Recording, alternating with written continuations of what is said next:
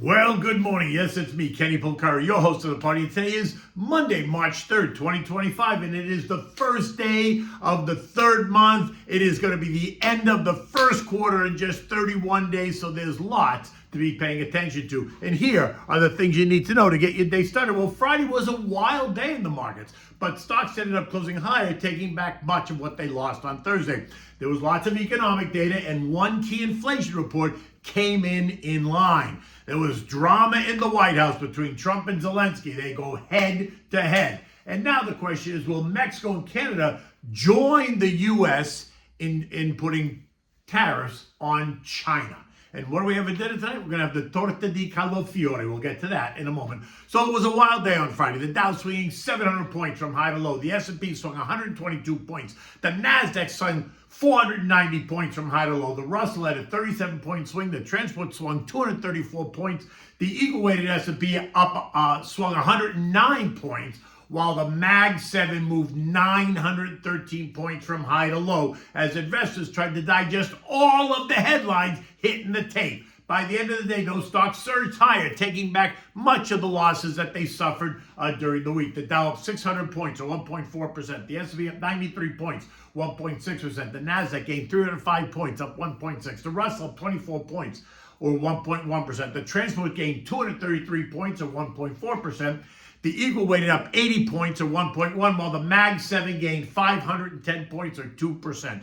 The VIX surged by 6% at one point to tick as high as 2240, just a hair below the highs reached in January before plummeting, ending the day down 7% as stocks rallied. And so, what was all this action about? Well, first it was the economic data, right? Personal income up 0.9, which was stronger. Personal spending was negative 0.2, much weaker. Then it was the all-important PCE index, right? The Fed's favorite inflation gauge, and that showed inflation moderated in January, with prices rising only 2.6% year over year on the core rate, which is down from an upwardly revised 2.9%. And this caused the rate cutters to suggest that 2 rate cuts are in fact coming this year, with the September cut now expected to happen in June. Oh boy.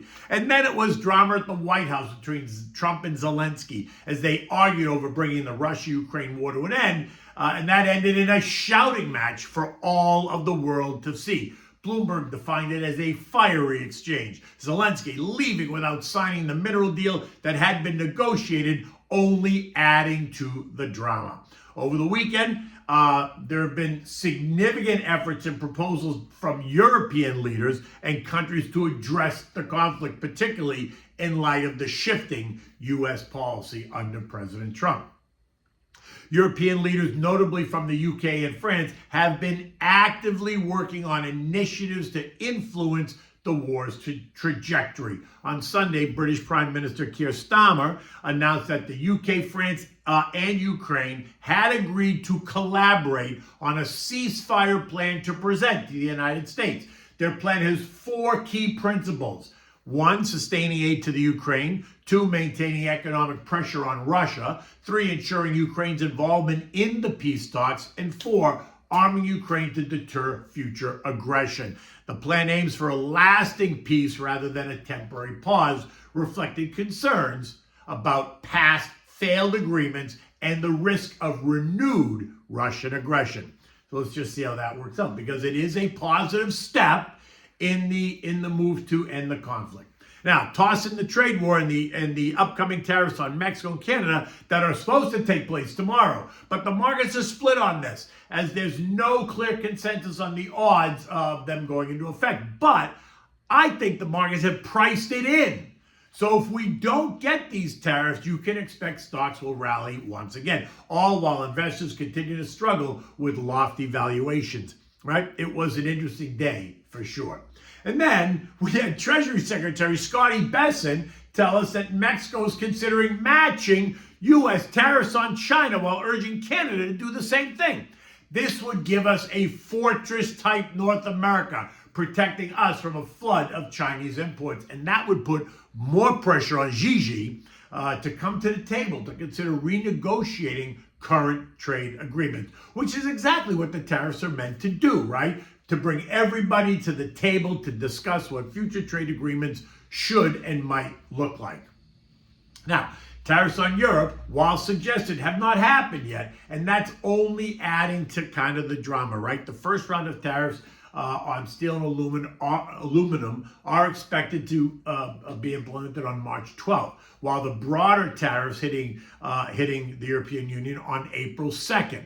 But to be clear, no executive orders have been issued yet, so those tariffs are still in kind of that threatening stage, right? But the situation is fluid, so this could really go either way. Now, bonds rallied on the back of all this. The TLT up 1.25%, the TLH rose 0.7. The latest moves in the bond market that began 2 weeks ago has now taken the TLT up 5.8% year to date and the TLH up 5% year to date. Recall it was on February 21st when the TLT broke out of the downtrend, right? The downtrend that it's been in since September. The move has taken us up and through intermediate resistance at 90.38, and this morning it leaves us really tapping our heads on the long-term trend line at 92.72. If we pierce that, then we could see the TLT move up to 95 fairly quickly. That would be a 2.4% advance from here to there. Oil lost 40 cents to end the day at 69.76 on Friday, and this morning it's trading at 69.80. We remain below all three trend lines, leaving us in this $68, $70.5 trading range. The arguments remain the same. Building supply coupled with waning demand is going to put pressure on oil prices, unless, of course, China's demand suddenly increases. My gut says that prices are going to be a bit lower, and if we fail to hold 68, then we could see 66 as the next stop in oil. Gold was weaker on Friday, falling $28 to end the day at $2,867, taking us ever closer to that $2,800 level that we have been discussing. The pullback, a direct result of the ongoing discussions between Russia and Ukraine, the ongoing tariffs, and the ongoing speculation about weaker economic data. Look, gold is down 3.5% since the highs of last week, and its test of 2,800 should not surprise anyone should we go there. Over the weekend, the Atlanta GDP now forecast that U.S. GDP in the first quarter of this year is expected to be negative, going from a plus 2.3% in the fourth quarter to a negative 1.5% in the first quarter of 2025. This sharp reversal was driven primarily by two fresh economic data points that we saw on Friday. First, it was the weaker than expected PCE for January 2025. Not so much really weaker than expected, but that trending, right? Trending lower. In the GDP Now model, this slashed the contribution of personal consumption to GDP growth by a full percentage point, from 2.3 to 1.3%. Now, consumer spending accounts for about 2/3 of U.S. GDP, so this decline hit that hard. Second, what was even more impactful, was a dramatic widening of the trade deficit. The Commerce Department's advanced report on international trade showed a $250 billion shortfall in imports over exports for January of 25. Far worse than anticipated. But let's not get our panties in a bunch just yet. It's early in the quarter. It's not gospel yet. There's still more data to come to help define the picture. This morning, U.S. futures are higher. The Dow up 100, the S&P's up 22, the Nasdaq's up 102, and the Russell's up 16 points. There's a lot going on this week. Eco data includes the S&P and ISM manufacturing PMIs, both expected to remain in expansionary territory. ADP employment of 146,000 new jobs. S&P and ISM services PMIs. Now the jury's out what they're expected to say, and then we get the all-important NFP report on Friday, which is also expected to show a gain of 143,000 new jobs, with unemployment remaining at 4%. Average hourly earnings month over month up 0.3%, while year over year is up 4.1%, both in line. In addition to that, we're going to get Eurozone CPI, we're going to get China's National People's Congress happening this week, and we got Trump's speech to the joint Congress tomorrow, followed by the first ever White House Crypto Summit on Friday, March 7th at the White House. This was announced over the weekend with Trump delivering the opening remarks. Participants are going to include prominent founders, CEOs, and investors from the crypto industry, as well as members of the president's working group on digital assets. The event will be chaired by David Sachs, who is the White House's AI and crypto czar, right? He was named there a month ago. When the news hit over the weekend, Bitcoin, Ethereum, XRP all surged higher, as well as some of the other ones. This morning, Bitcoin is trading at 93,100. Ethereum is trading at 23.75, while XRP is trading at 265. Down from the surges that we saw, but up from where they have been trading recently. European markets are all higher. Aerospace and defense names are surging. The sector's up 6% today. The UK's BAE up 13%. Rolls-Royce up 5%. Germany's Reichen Metal up 11%. Italy's Leonardo up 11%. France's Thales up 12%. And Sweden's Saab is up 11%. This after leaders across the zone held these security talks with Zelensky, and JP Morgan upgraded the group. At 7 p.m., France, Germany, and Euro stocks are all up better than 1%. Now, the S&P closed at 59.54, up 93 points, taking back the 95 points that it lost on Thursday. Last week, we reached intermediate-term trendline support at 59.45, and when we failed to hold it, it took us all the way down to 58.37. We remain in that trading range defined by the long-term trendline support at 57.16 and the short-term trendline resistance at 6,000. My gut says that while futures are in rally mode this morning, the level of anxiety remains high and the markets could really turn on a dime. We've seen that happen. Remember, while the weakness can cause you to be worried in the short term, you are a long-term investor, so you need to stick to the plan. You can always reach out. You can go to my website, slatestone.com, and click on the Contact Us page to send me an email. Or you can call me at 561-244-2504. Okay, so what we have for dinner tonight? We're having the torta di cavolfiore, which is a cauliflower torte. Now, it's a great way to enjoy cauliflower, and it really presents beautifully. I made it over the weekend. I put the picture on my Twitter account. Right now, for this, you need 2 heads of cauliflower. You're going to separate them into the florets, right? You need ham, shredded Gruyere, which is what I use, or any cheese of your choice. You need fresh grated Parmigiano. You need cornstarch, salt and pepper, 2 eggs. You need breadcrumbs. You can use panko if you want, and you need olive oil.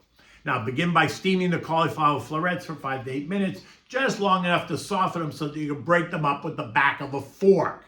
Now, once you've steamed them, remove them, put them in a bowl, and then break them up, right? Then add 2 eggs, a third of a cup of cornstarch, a half a cup of fresh grated Parmigiano cheese, salt and pepper to taste, and mix it well so it all comes together.